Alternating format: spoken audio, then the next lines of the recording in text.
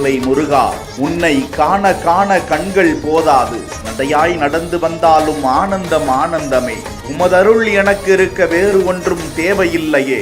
ஏறி வருகிறோம், விமானம் ஏறி வருகிறோம்.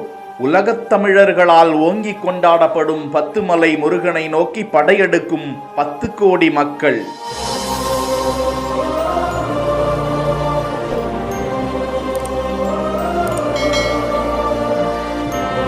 அந்த மண்ணில் பார்க்கும் இடமெல்லாம் மஞ்சள் உடை உடுத்தி நடக்கும் பக்தர்கள்.